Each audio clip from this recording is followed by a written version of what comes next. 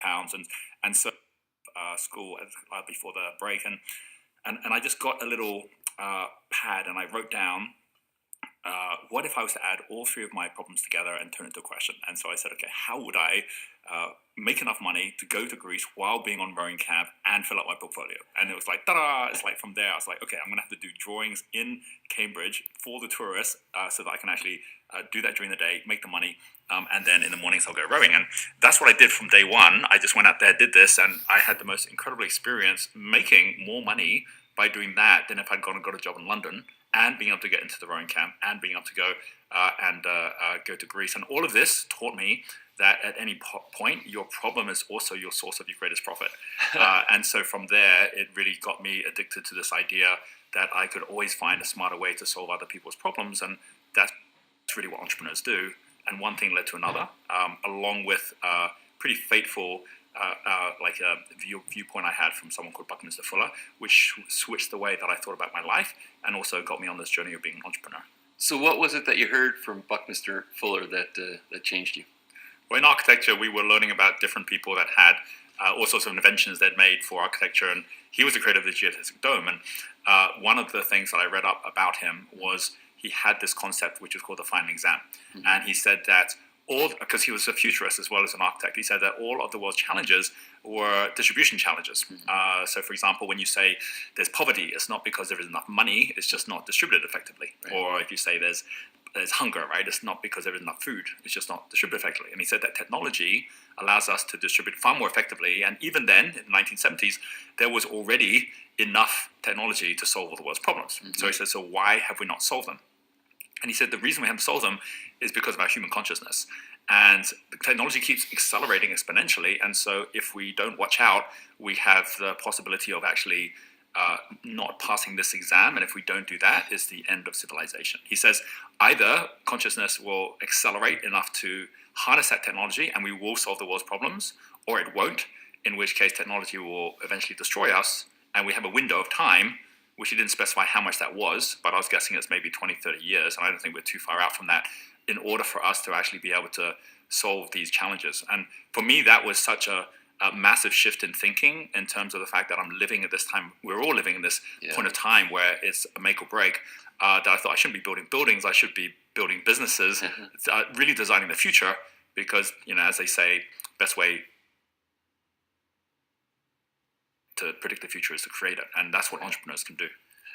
So captivating, that vision that he laid out. And it's interesting that many people they have that kind of pivotal moment where from something they heard, something a mentor said or whatever, that light goes off and there they are. Yeah. But I'm curious because you said you started drawing, in London. So that was, and incidentally, I don't want this to go by too quick either. You solved your problems by asking a question. Yes. So I want to learn more about the details of how you solved it. But do you have a premise that the quality of our outcomes is based upon the quality of the questions we can ask? Absolutely. I really believe that every day our life is determined by the quality of our questions. And I mean, the word quest in questions is about that idea that whatever quest we're on today is the size of the question. I mean, like, if my biggest question today is what I'm going to have for lunch, right? That's as big as today's going to get, right? But if I'm thinking about what today I'm doing to solve a much bigger problem, whether it's something that's going to be an impact to my family or something of impact to a much wider community, well, then of course I'm going to be in a much, much bigger quest. Yeah. So I think that's so important. I also think this point about most people getting stuck on problems. As opposed to converting those problems into questions and realizing the source of their biggest problem is also the source of the biggest profit. Wow. There's so many examples of entrepreneurs that have said, well, I've got this problem. Others probably have this as well. What's the way I can figure out the solution to this? And then, of course, they're solving it not just for themselves, but for everyone else as well. Well, we definitely have to have a whole conversation around that. But I'm sorry that I'm so curious about this. But what did you do to make this money? So you're in college. You said, I'm going to draw for tourists. Right. So what did you draw? So, So, and by the way, this idea of consciousness shifting, which comes from the quality of questions as well, that was my experience in my very first week, right? So what happened was I thought, oh gosh, I've got to figure out a way that I can get a drawing done every day, have people want to buy it as well. I don't want to be able to just draw and then just look for someone to buy that drawing. I want to figure out a way to print it. So I decided I was going to do them in black and white of different like sites of Cambridge. I was going to basically sit down on the spot, be drawing during the day so people could see me as they walk by. And freehand, like an artist. Yeah, freehand. Wow. Yeah, so I did drawings of like famous things like King's College Chapel and so on. I do it in black and white so I could photocopy it. I would make it the right size so that I could actually get freezer bags from Sainsbury's and make it look really professional and put it in there. I got a big sign up, which basically was a photocopy, which cost 5 pence, but it was a nice photocopy on nice paper, and where I said, one print for £2, 3 prints for £5, and so I would have that like board, and then I'd start drawing. And what happened in the first day that I did this was I made about £50, which is about let's say $100 at that time. Which was a lot because most of my friends were making maybe 200 a week in London. And I thought, wow, look, I've just gone and made 100. And of course, it's all cash, so I'm bringing this cash back. And that could have continued all week. But what was very interesting was because I had already realized the power of questions, at the end of the first day, I asked myself, what would it take for me to make double as much tomorrow? And of course, if you're in a job, you can't do that. You can't just determine your pay. But for an entrepreneur, you can do that. So I said, what would it take? And what I decided to do was, because I didn't know what the answer was I'll start testing things, right? So the next day, I thought, well, maybe it's about being in the right place, right time. If I was in a busier place, different time of day. So I sat in a different place, and I started counting every half hour how many people were buying and how much they were buying. And I found that there was a pattern. And the pattern had nothing to do with the time of day. It had to do with how many people were stopping. If a lot of people stopped, then a lot of people bought, right? And so I started realizing that my real value wasn't in just my drawing. It was in my ability to slow people down.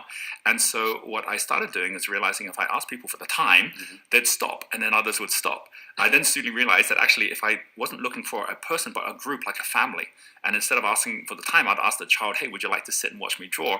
And then of course they'd say, hey, mom, dad, can I sit? They'd sit, we'd have a conversation, everyone would stop, and then as a result I'd end up making double, triple as much money during that time. I ended the second day and I'd actually made at that point over £100, so I doubled my money. And then I got to the end of the second day and I said, I'm going to ask the same question again. How would I double my money the third day? And the third day started. I went rowing in the morning. It was now about 10 o'clock, which is normally when I start the drawing. I found another spot. Most of the tourists don't shop until lunchtime. But as I was in this new spot, an American tourist came along. And he was with his wife. And he was just walking along. And he saw me starting to draw this drawing. And so he said to me, hey, how much does it cost for that drawing? And I said, oh, what, the one I'm drawing now? And he goes, yeah. And I said, no, I'm not selling this. This is my original, right? And he goes, oh, no, but it's beautiful. You've already started it. It looks fantastic. I want to buy that.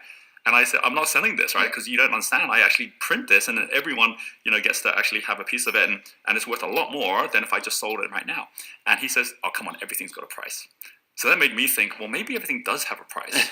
And if it has a price, what's the price? Because he's actually saying he wants to buy it. And this happens a lot, I realize. People who want something from someone and you're not willing to put a price on it, and then you're wondering why you don't have the money. So I decided to put a price on it. I said, well, I know that this drawing today, or this day itself, will pay me £100, because I knew that happened yesterday. So if he actually pays me £100 now, I won't have to do anything else for the rest of the day.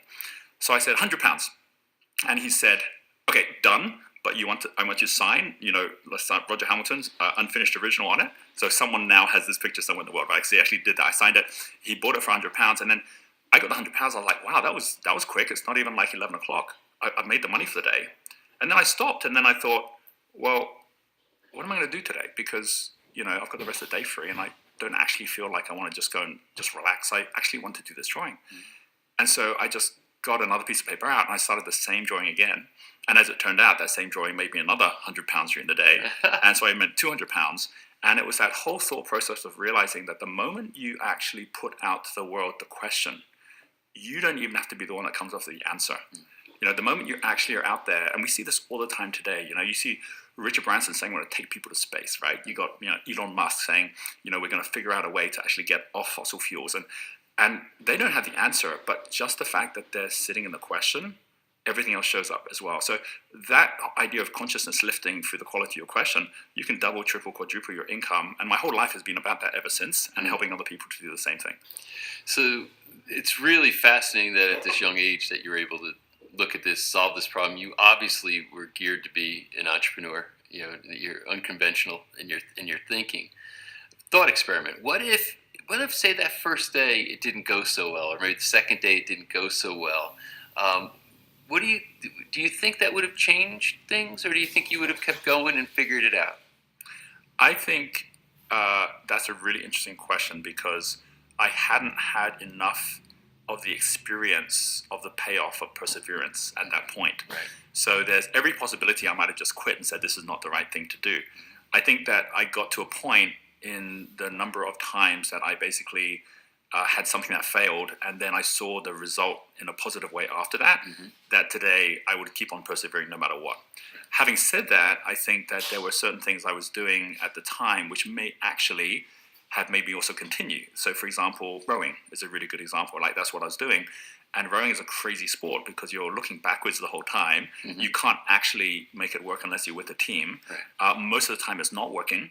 And you have to persevere, right? So I was actually experiencing in other parts of my life where I was putting myself on the line with others, the power of continuing even when things aren't working. Right. I think many people don't have that experience, and so because they haven't had it, it's really, really easy to just give up on things without realizing that success is always just that next step after you're actually willing to sacrifice it all. And I think that's the big test most people don't go with.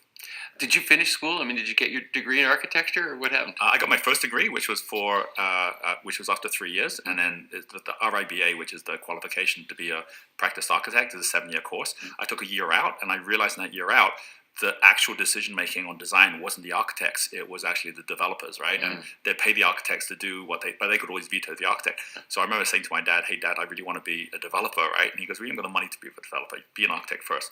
And it was actually in my 5th year, I actually had the courage to say, "You know what? I'm better off moving my thinking, especially with what I said earlier around Buckminster Fuller and this idea that like time was so short."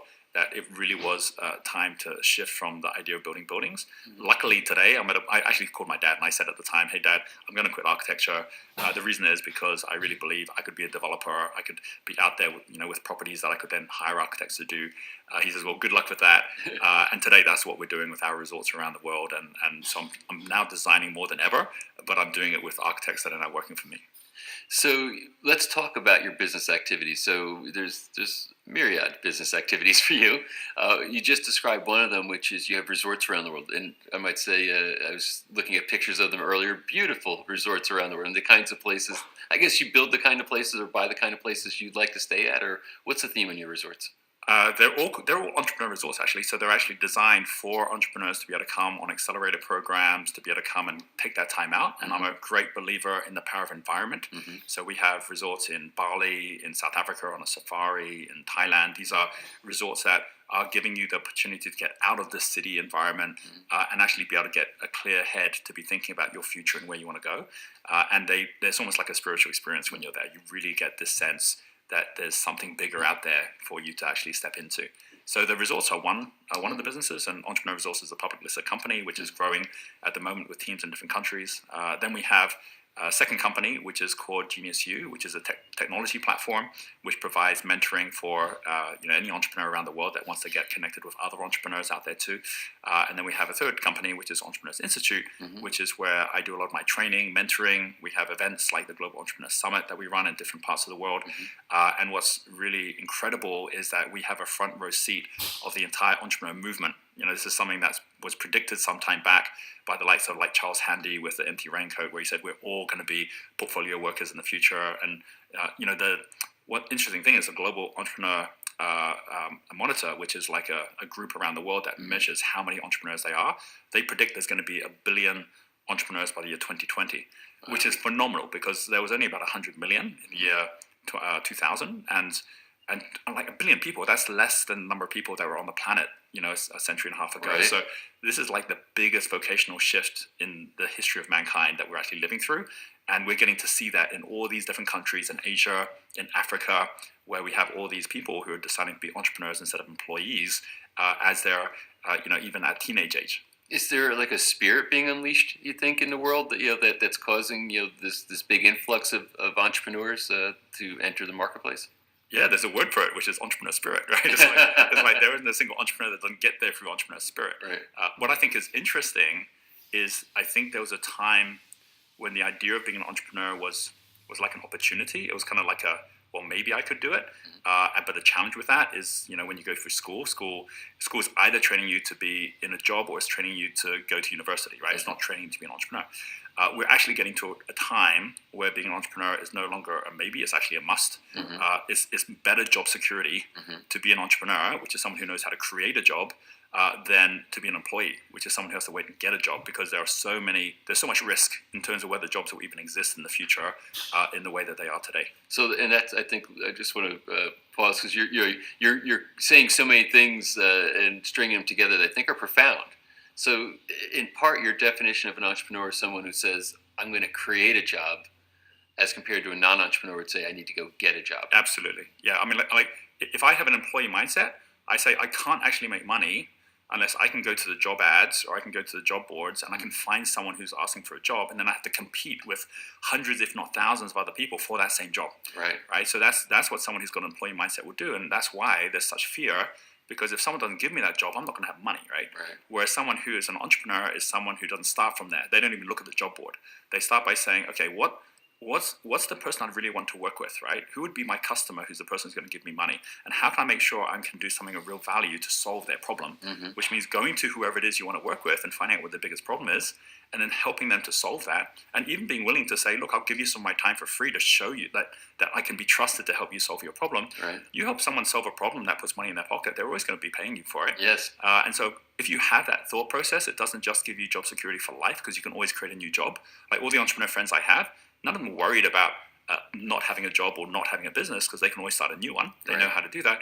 But of course, the power of that is you're not just creating a job for yourself. If you know how to create a job, you can create it for everyone else around you, which means you can create it for your children, right? You can create it for the people you love.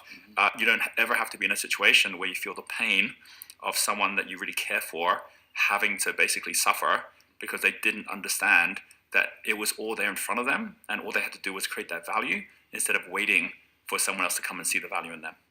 So also, I think maybe furthering that with your college experience, in that case, you're taking something that you had a skill about, because you were going to be an architect, so obviously you could draw, and you had to have some kind of a passion for it.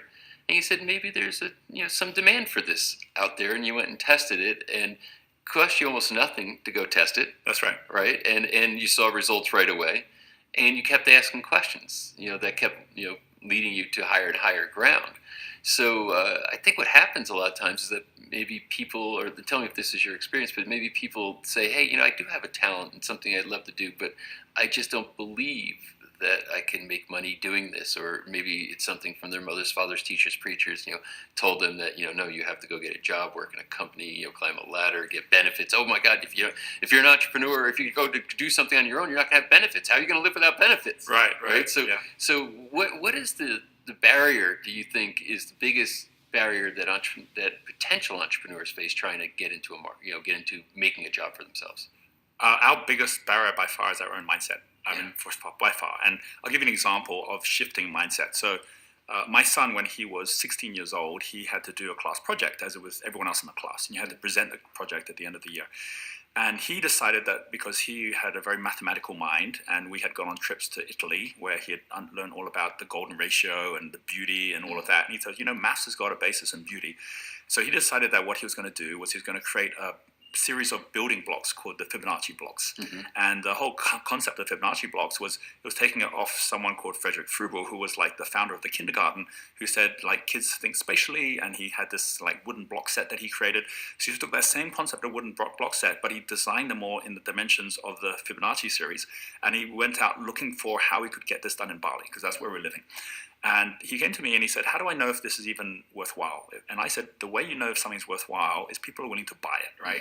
If something's actually got something that people say, that's of enough value to me that I'm willing to actually pass you money for that thing, you're on the right track. So why don't you turn this into a crowdfunding project? And he thought, well, that's interesting. He actually set up an Indiegogo campaign where he actually put on there his Fibonacci blocks. This was before he had even had them produced yet.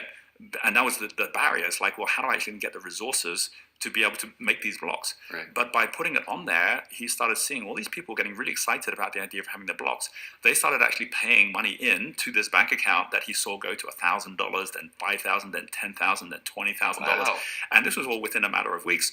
And as he saw this growing, he was like, wow, I'm going to have to scale up my production here. But it allowed him to now have the resources that before he didn't have, as a result of showing the value first.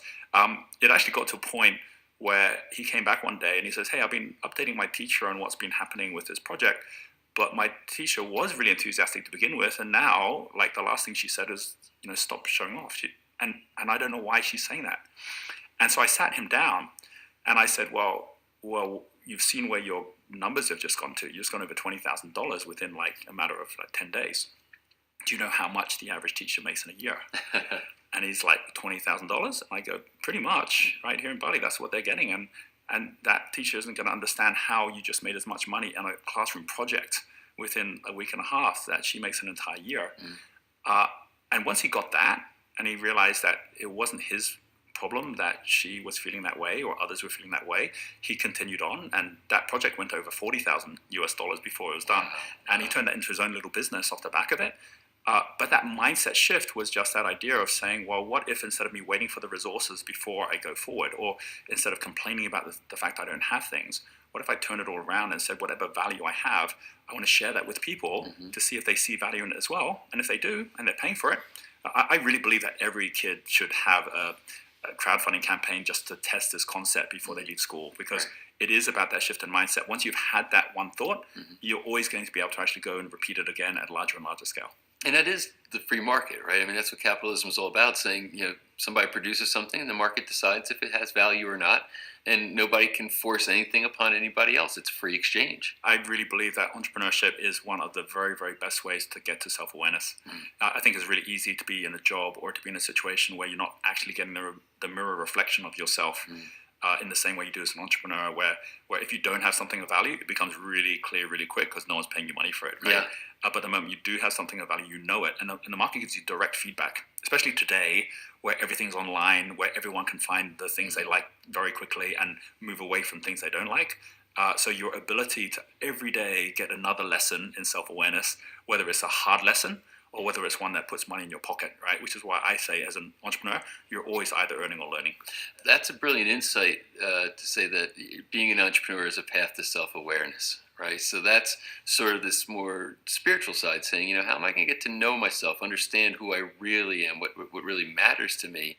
And when you're working 9 to 5, in the confines of a job that you have maybe just because you need to survive, as compared to saying, how would I express myself and what would people pay me for that? It's really two different things. And it goes very deep because we have so many frameworks within the things that I teach, which are based on self-awareness and self-mastery. I believe entrepreneurship and this whole idea of raising consciousness comes from three things: self-awareness, then self-mastery, then self-expression, right? And you can only get to self-expression, which is where all the money gets made, if you've actually got clear on self-awareness first. So as an example, the Japanese have this concept which is called ikigai, which is your reason for being. And it's more than just purpose on its own. It's the combination of what you love, which is your passions, what the world needs, which is your purpose, what you're good at, which is your talents, and then what you get paid for, which is your business model. And it's the intersection of all four, because you can do something that can pay you really. There's people who have a job all their life and they go, well, I'm getting paid well, so I got to stay in this job. But it's not their passion. Which means that they're actually getting into poor health because of it. They're losing energy because of it. It's not their purpose, which means it's meaningless. It's not something which actually drives them. So it's about how do you really every day with the business that you start, make sure that to begin with, you've got a way to ensure you really are passionate about it. So you're energized every day, that you've got something that's purposeful, which means that you're going to be doing it even in the tough times. That is something that's following your talents, which allows you to build a team of other people who've got different talents. Then the business model will always be there for you, because there's always, whatever you're going to do, someone else in the world who has got very much the same purpose, talents, and passions, but has figured out a way to already be making 10 times what you're making, right? And so by just understanding and learning from them, there's always a way to be able to make the money.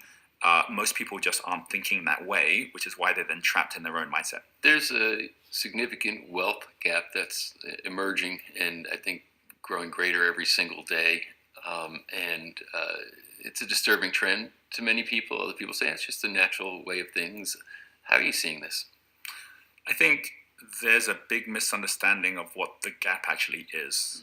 There's all these reports that constantly come out about how the top 1% own so much of the world's wealth, without realizing that this gap isn't about a pie where because someone's got the pie, you don't have the pie, right? The wealth in the world is always growing, right? Like my son with his Fibonacci blocks, Luke didn't take money from anybody, right? It's like he was creating new value that wasn't there before. Right. So the way I see the gap is it's a little bit more like, if you and I went for a run and there was a race going on, one of us would beat the other one, and that gap would be just the difference between what you have and what I have, right? If you happen to get on a bicycle because you figured out there was a way to get there faster, and I wasn't even thinking of a better way, I wouldn't go any faster, and the gap suddenly gets bigger, right? And if that bicycle becomes a car, and then you then upgrade to a rocket ship, and look, if I have a better vehicle, right, I'm going to be able to get much further than I could before. And you're not even trying to beat me; you're just beating yourself, right? I mean, that's what Mark Zuckerberg did. That's what Jeff Bezos did. It's what Elon Musk is doing. They're just finding smarter and smarter business models that allows them to go faster and further than they did before. Someone who's in a job or someone who isn't thinking in that way, they're just running, right? They're just using their own energy, their own time. And of course, that means the gap gets bigger because what they then can earn in a day is totally different from someone who's actually got vehicles and mechanisms to add a lot more value with a lot more people to be able to get there a lot faster.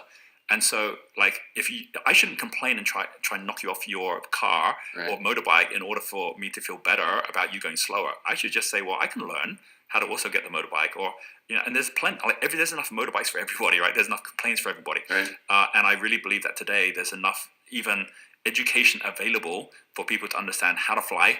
Right. It's just that most people aren't aware of it, or they're too busy kind of running to even stop and actually say, wait, let me just take the time to fly and start that business or that investment vehicle, because everyone who's actually most successful, the Richard Branson of the world, they write it down. That they're telling us how to do it. Right. And so that's where we're living in a world today, which we weren't living in quite the same way 50 years ago. So there's a real advantage today, but you have to take it. Well, it's interesting. Your analogies are really good because what's encouraged in a free market is for people to figure out a bicycle, then a car, then a rocket ship, what have you. In oppressive type economic environments or political environments, pretty much it's like, hey, get off your bike and start walking again. You can't go that far out ahead. It's not permitted. It's not allowed. It's shared misery in a sense. You got to move as slow as everybody else. Maybe a little bit faster is okay, but you can't just get on a bike or get in a car. And that basically forces everybody down, right? It doesn't allow emergence of better quality of life. Well, in the case of entrepreneurship, it's actually almost the opposite. I mean, if you go to Africa, if you go to China, India, you're seeing a much, much faster rate of growth in entrepreneurship than you see in America. Only because the environment around is allowing it now, whereas maybe some years ago it didn't, right? Yes and no, because I think there's always an alignment between value creation, which is where entrepreneurs start showing up, and even in dictatorships, even in oppressive societies, they still are looking for everyone to be as productive as possible, right? And so if someone actually is able to start a business in some way, and that then actually helps the government, right? It takes people into jobs and so on, then they're not going to be against it necessarily. So I think there are a lot of things that, such as free speech and so on, which are the kind of things that government's going to be more focused at. And as long as the government's getting paid and they're getting their taxes, right, they're going to be continuing to move on. But I think that today there's less of an excuse than ever, really in any country, for someone to say the reason I can't be successful is because of the government or because of large corporations or because of the weather, right? Like there is less excuses available today than ever. And I think that's a really, really important thing because it's the easiest thing, if you have the wrong mindset, to put in the way of success. Yeah, I agree. I think, probably ever since the end of the Cold War, that's where we started to see that things started emerging. I mean, the fact that China started becoming more and more and more productive, and what they've become as an economic superpower now, because people individually can benefit from their success, as compared to saying we're going to take it all from you and it gets recirculated and everybody has to have the same income. So now I guess is a great time to be an entrepreneur, right? I think it's an amazing time, and I'd say that the bigger thing that I think generally stops people from the idea of going out and being financially successful, even more so than the government or anything external there, is their own belief that making money in some way is evil, or in some way is the opposite of making a difference. It's like profit and purpose don't go hand in hand. And there was a lot of reason for people to think that 20 years ago, right? Because the whole basis of running a business was it was there for the shareholders, for the people that wanted you to make profit. So how could you go and make a difference if you had to go and make all the shareholders happy? Now, all around the world, we've seen this massive trend towards social entrepreneurship, towards, like social corporate responsibility, where even the biggest companies in the world now are saying, actually, we can link purpose and profit together, right? We can make income, we can make impact. And in fact, because we have so many conscious people who are consumers now, who would much rather eat healthy food, or have more responsible healthcare, or are going to make sure that they're only going to be working with companies that are making a difference for the environment, right? That because there are so many people now saying that's the company we want to actually be going for, then we'd much rather work with them. Jeff Bezos says, there's only two kinds of entrepreneurs in the world. There's missionaries and mercenaries. And the irony, missionaries are the ones who do it for the mission, mercenaries do it for the money. And the irony today is that it's actually the missionaries that make the most money, right? It's possible to do both at the same time. So anyone who's still got that excuse, which is like, no, like making money means that I'm not being meaningful, or it means that I'm not making a difference, they can't have that excuse anymore, because the reality is the best way to make a difference is to be doing it in a way where you're truly delivering value to as many people as possible. Yeah, and that really is in a true free market, where there's not, any type of manipulation of that marketplace. Then in the end, that's what it is. Basically, the more people you bring value to, the more money you make, and it's kind of a simple justice, isn't it? The people who do the most good should get the most reward. It's kind of like that simple. Yeah, absolutely. I think that there is a fear that many people have, which is that either they're not good enough, right, or that someone else is already doing it, so why even bother? Without realizing there's 7 billion people on the planet today, right? And there's always someone somewhere who has a problem they once solved. And if you can show yourself to care enough about them to want to solve their problem for them, there's always money there for you. There's always a job to be created. And once you understand that and get that, the concept of the lack feeling that you have, which is like, oh my gosh, there's not enough, really goes away. And it's easier said than done. But if you surround yourself with other entrepreneurs, if you go into entrepreneurial environments, and we have them all over the world, right? And when people show up there, they're like, like finally, I don't have to be spending all my time in fear or worry, because there's an actual way here that I can always make sure that I've always got enough, right? We had within our resort in Bali, we had someone who came out from Europe, from the Netherlands, and he was a top trainer in the Netherlands, and he said, I've got an issue with my mindset, I've got to change the way I'm thinking. And I said, well, you'll change it here, right? Because when you get here, you have a whole different relationship with money. He says, I don't understand what you mean by that. And I said, well, just spend a few days here, you see what I mean. Next day, morning time comes, he comes in, and he's so excited, and he says to everyone there in the accelerator program, he says, what Roger said yesterday, I so get it already. And it was like, well, what happened? And he goes, well, I was like, just going for a walk this morning, and I go into the village, and there's a market there, right? And they're selling bananas. And you would not believe it, but like, where I'm at in Netherlands, it's like, what is it, like 5-10 euros to buy my bananas? And here I am, and he's telling me the price of the bananas, and it's like less than €1. And I go, my gosh, I'm spending all my time like working for what? Like for expensive bananas, right? And I can get them so cheap here in Bali. I mean, I could already be financially free just living here, right? And then he brings us this, I bought the bananas, right? And I look at him and I'm like, why would you buy the bananas when there's a banana tree outside? Well, you just pop that balloon. But everything's already out there. One of the schools that I am a big fan of, and my kids went there. It's a green school in Bali, and I set up. It was John and Cynthia Hardy who set up the green school. I set up the board there when I joined, and the green school's really grown, and it's got a big name all around the world, even though it's in a small island like Bali. And as an example, when the kids go to art, we don't think about the fact that when kids go to art in the Western world, we're teaching them dependency. Like we're saying, hey, here's the paints, here's the paper. And so then, you're teaching them, you can't actually paint unless you have the paints and the paper. It's like you can't make money unless you have a job. In the green school, they start by saying, okay, let's talk about paint. Where does paint come from, right? It's like paint comes from nature, right? And how would we make purple paint, right? Like let's start with beetroot, or let's see the difference of when we start like with an eggplant, and how do we turn that into paint? And so the kids make their own paint in the class. How do you make paper, right? Well, you can take cow dung and you can turn it into paper. The kids are making paper, and so what the kids learn is not dependency. They're learning sufficiency, self-sufficiency. That no matter what, I can create something from nothing. because nature already provides everything. And the moment we get that, then we never have any fear whatsoever about wealth. I say true wealth is not how much money you have, it's what you're left with if you lose your money. Like if you can lose all your money and still be absolutely okay because you have the ability to make it at any point, right? That's true freedom. And everyone can get there much faster than they think.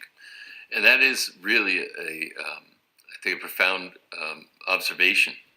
Is that if you have money, wealth can always be at risk, one way or the other. There can always be at risk, but so you never feel free if you have that fear or attachment. But if you're saying, I'm self-sufficient, not because I have all this money in the bank, because I am who I am, and I can recreate it, which means that now I don't have to worry, and maybe I can go cut some bananas down in Bali, and I'll be just fine.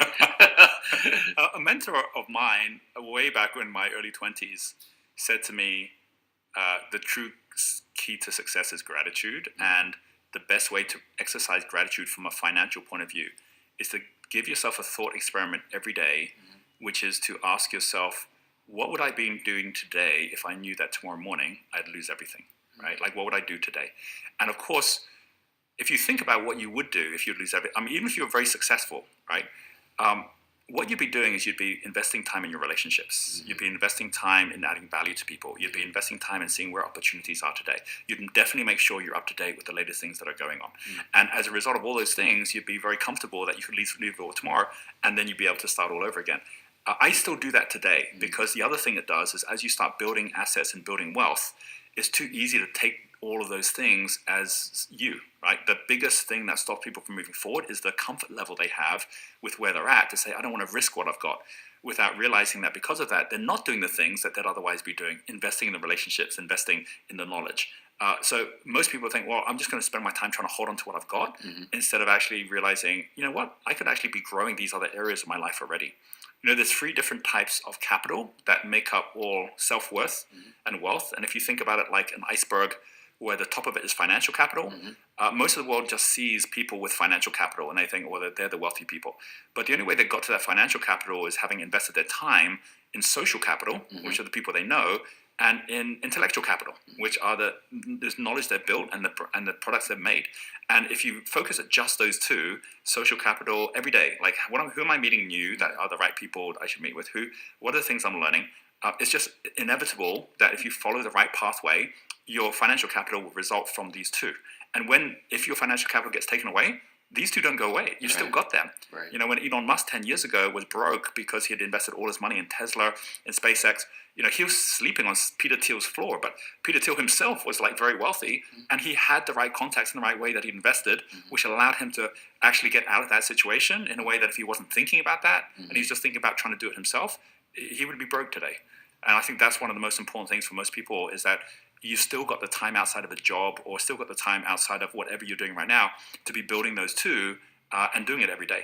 So then it gives credence to the concept of you got to be really careful about who you're hanging out with. Absolutely. Right? Because a lot of people are hanging out with commiserators that talk about, how the rich have all the advantage and poor us and, we're downtrodden. And if that's your mindset, then you're not building relationship or social capital. Yes. It's better to try to find the people that are what you aspire to be and be around them. Absolutely. And one of the things that I find really interesting is that thought process, which is hang around with people who are at a high level, is something that people hear. But then the question is, well, how do I do that, right?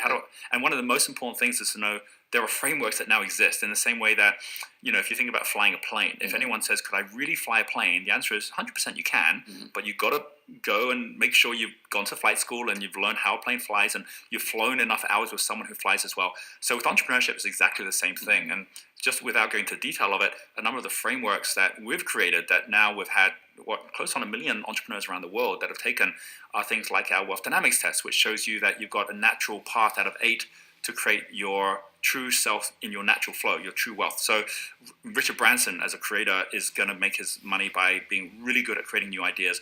And then from there, he's going to have a team that can actually execute, right? Or Warren Buffett isn't interested in new ideas. He's going to be investing in the things that are actually proven ideas already. And he's called an accumulator. He's got a very, very different set of talents that he uses. And understanding when you know the framework, that the way to really build your success is by getting the right team in place of different talents. That's one really critical thing. And then we have something called the wealth spectrum, which actually is that there's 9 levels of consciousness. And if you really want to lift your consciousness next level, don't try and just spend all your time with a millionaire who doesn't actually see how you're going to deliver value to them. Spend your time with someone who's at one level up, who already is needing you to help them in their business. And then from there, you become their level.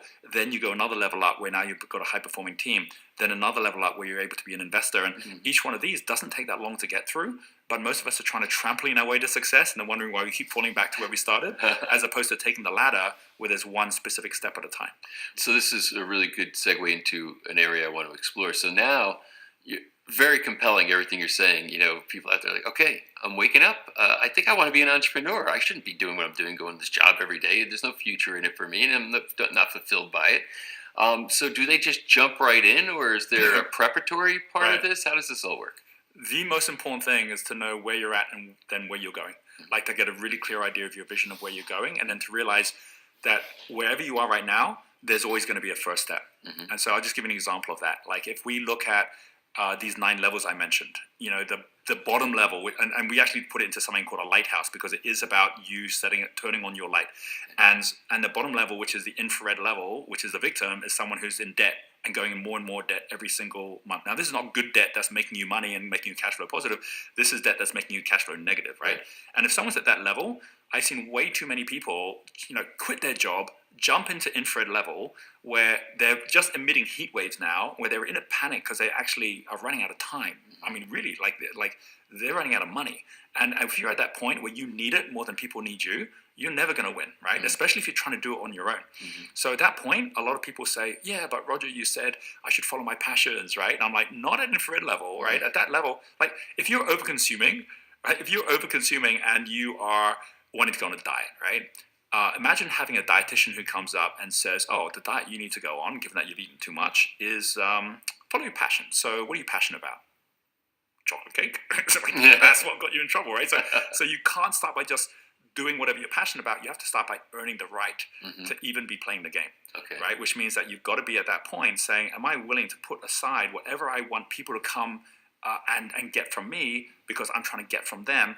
And instead of that, focus at how can I actually serve others? Like how can I connect with who actually has a problem that I can serve in such a way I can be making money by helping them to be able to make more money. And that's something which for someone who starts off is so foreign because so often they think, I've just got to go and figure it out for myself. But the moment you think in that way, you get connected to the flow. Then instead of being in a desert where you're digging a hole, you're now in a river where you're digging a tributary. You're actually digging a flow off that. And that gets you to positive cash flow, which then allows you to go up to red level, which is survivor mode. That's when you're making just enough money to have nothing, which probably I would say 70% of all Americans and all around the world. The middle class are people who may have a little bit of money, but most of the time they end up spending what they have. And the challenge with that is your business will always be a mirror of yourself. So this was a hard lesson for me in my 20s. I was trying to make businesses make money, but I wasn't myself being cash flow positive. I wasn't reinvesting the money, buying properties, buying assets, making sure they were making money for me. And so why would the money come my way? Money's always trying to find the best home.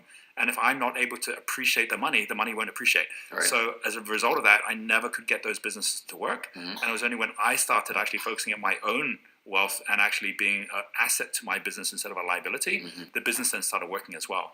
And then from that, you got a number of different levels, right? You've got orange level, which is a worker who knows it's all about work ethic now. The yellow level is the person who says, I can now make the music, the player, but like a guitar player, if you stop playing the music, then the music stops. So lots of solopreneurs who can't get away from their business because they've got to be there to make the money. So the solopreneur's got a job. Maybe they created the job, but it's still a job. It can actually be worse in some way, right? Because they think, at least I could quit the job, but with this, I've got to keep on doing it. Right? And I got work nights and weekends, and I don't get overtime. That's right. That's right. There's lots of professionals. There's doctors. There's dentists, lawyers, and they're thinking, I'm trapped in this because I'm selling my time. Without realizing you have to raise your consciousness to get from yellow to green, which is from a player to performer, and realize if I'm a performer in a band, I can even leave the stage and the music's still playing, right? So how do I do that? And the answer is by understanding that someone at that level is no longer asking the question, how do I make money? They're actually at the next level up asking the question, how can I help other people make money? These are all linked, by the way, to the chakra systems, right? So yellow, I know it's red, orange, yellow. Oh, yeah. And yellow is very much about willpower. So if you're at that level where you're going, I'm making money, but I'm trapped in my job, is because you're coming from a place of will. You probably got a long to-do list. You're probably all the time saying, what I will do is this, I will do this. And you're asking questions all about yourself. By green level, which is heart chakra, you're no longer saying, I will make money. You're saying, I will help other people make money. And that means you're going to have partners, you're going to have team members, and you're thinking, if I hire that person, how much money can I make for them? And then, of course, you're going to attract the right people in. And instead of there being, saying, I'm going to be one person doing all things, it's like, no, I'm going to having all people doing one thing, right? And that means I'm going to choose one thing that I'm going to do well, and then others can do the other. And so it's opposite thinking, Yes. which is, I think, one of the biggest challenges with consciousness in general and entrepreneurship in particular. They have glass ceilings where, just like gears in a car, Right. you're going to end up burning yourself out by just trying to keep accelerating, when in fact what you should be doing is taking your foot off the accelerator and then upshifting to another gear, right? Which if you get that, then it's like, okay, I'm at that point where just working harder is not the answer anymore.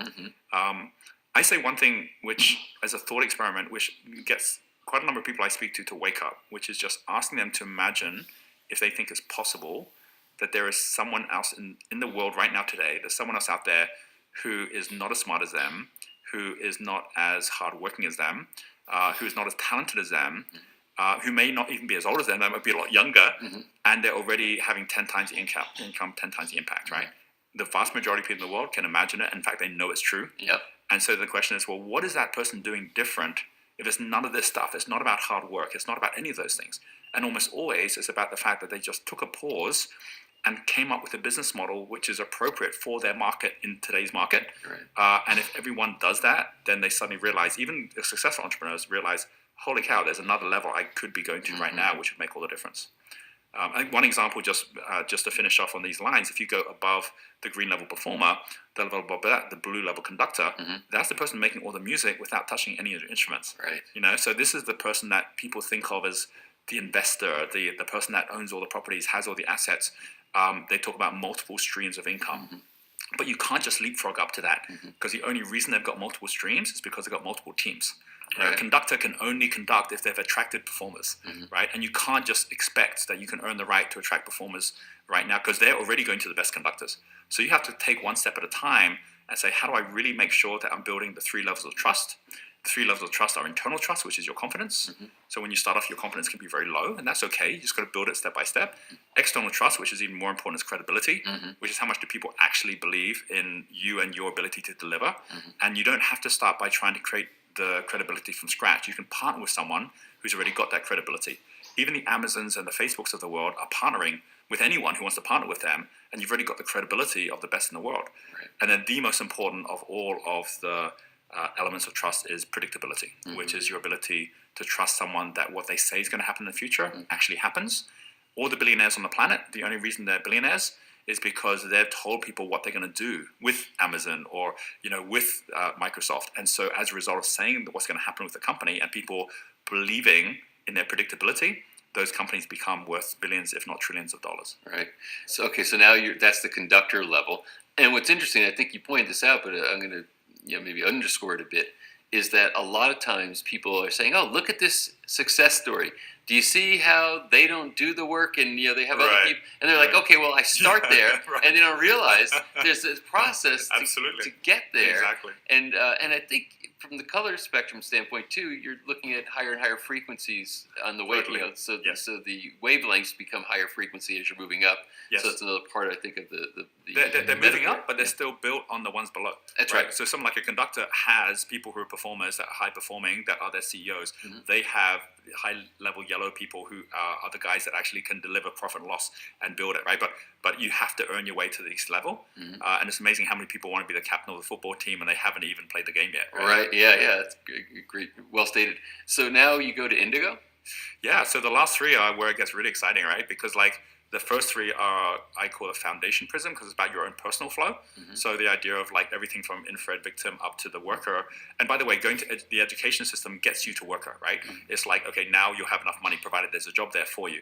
Whereas the next 3 create their own job, right? Yellow, green, and blue is the enterprise prism, which is where all the flow of the market happens. And it's pretty incredible if you think that every single day there's some $9 trillion a day of money that's changing hands. And all you got to be is one of the people that the money's actually changed hands with, because you're adding something of value, and you can turn it on, tomorrow.